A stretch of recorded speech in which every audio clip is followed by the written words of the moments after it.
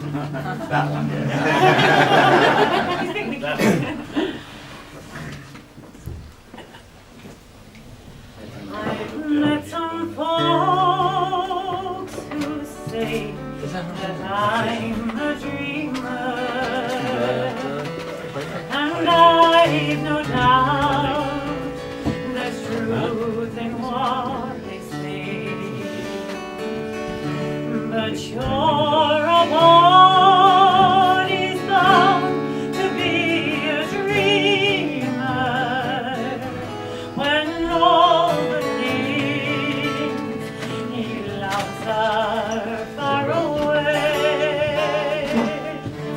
and precious things are dreams unto an exile.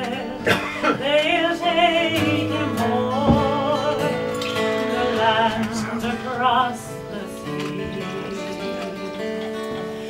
especially when it happens he's in exile from that dear lovely isle of Finnish free.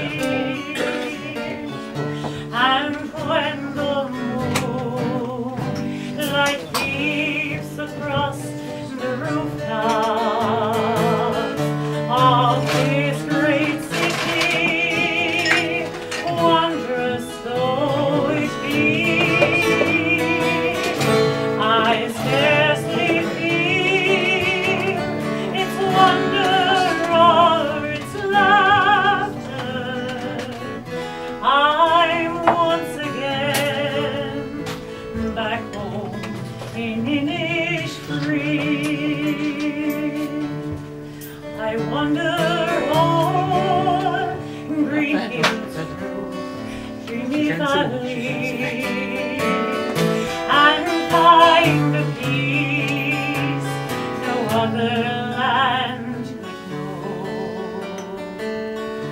I hear the birds make music fit for angels and watch the rivers laughing as they flow.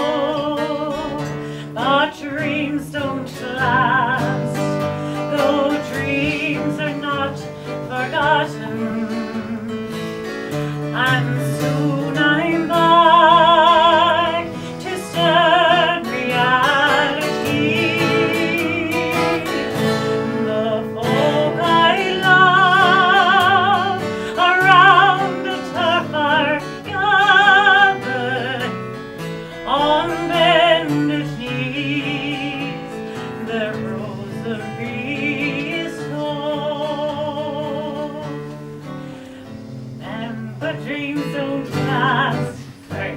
No, dreams are not forgotten, and soon I'm back to stern reality.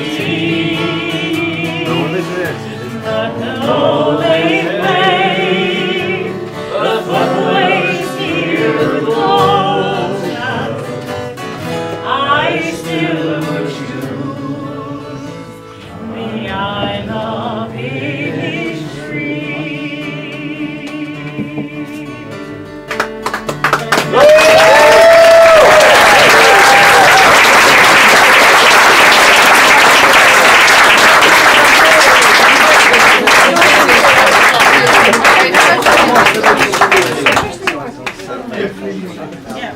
Folks, it takes someone with great talent and enormous self-confidence to follow Mickey and Claire.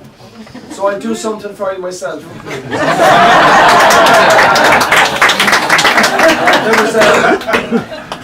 There was an old travelling man who used to come into the pub long ago. His name was Jackie Faulkner, and my dad was up there on the counter and he was writing a poem. And Jack said, "What are you writing, John B?" And my dad said, "I'm writing an epic poem." And Jack looked at him and he said, "Poetry is bad enough without it being long." So what I have for you is a little poem that I wrote about my dad back around the same time as Mickey wrote his wonderful tribute. And just about 2 doors up from here, on the right, there lived these 2 ladies, and they were known as the Mad Miss Stacks. No relation. Even though they're not related, the madness is the common denominator. But these 2 old ladies lived just up here, and they were known as the Mad Miss Stacks. And the reason they were known as the Mad Miss Stacks was because they were mad. And they had huge cats. A few doors further down we had old Shock, or Pat O'Shaughnessy, and he was a famous greyhound trainer. So my poor dad would be here till 4 o'clock in the morning, writing all these masterpieces, and then he'd get to bed for a couple of hours, and Shaughnessy's greyhounds would wake him up, and they'd be screeching and barking and making all kinds of noise. But then my dad got his own back one night, and just up there in the bedroom where I was, just up there in the bedroom, he decided to get his own back on Shaughnessy. So he, it's the world that just keeps on spinning. So he shoved his head out the bedroom window, and he went, "Oh!" And it set off a chain reaction of every dog from here to Kansas. I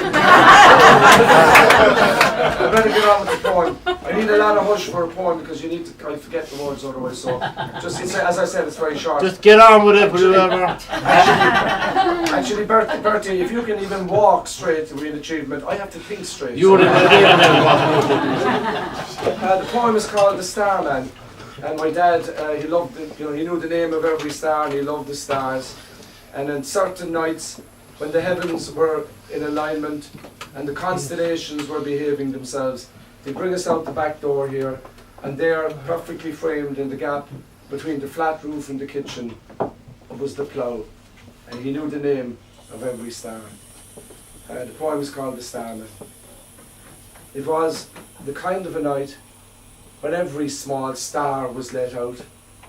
The crescent moon was reading his book in the yolk yellow watts of a frosty spot. From the town top forest of salt and pepper pots, turf smoke bob cottoned to the roof of the world. Our backyard was as quiet as a Christmas night, and the wind was a whisper from far away. The Mad Miss Stacks, vampire cats, dropped from the red sheds to the crates of brown bottles glistening in their coffins. "Lift me up quick, Dad," I begged, and he did.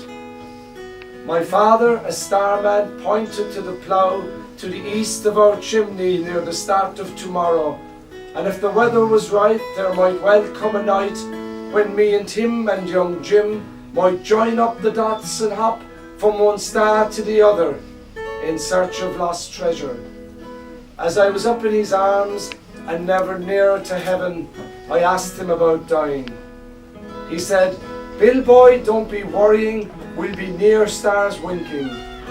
And we sang Twinkle Twinkle with lilting abandon, a plan to get Shock Skinny Brindle howling and yodeling like his cousins the wolves beyond in the tundra, who send cards every Christmas to the hounds of the old quarter. Pure chorus of mongrels at the backs of the houses, holding the high note in eclectic confusion, and a gas fit of laughter by me and my father. Thank you.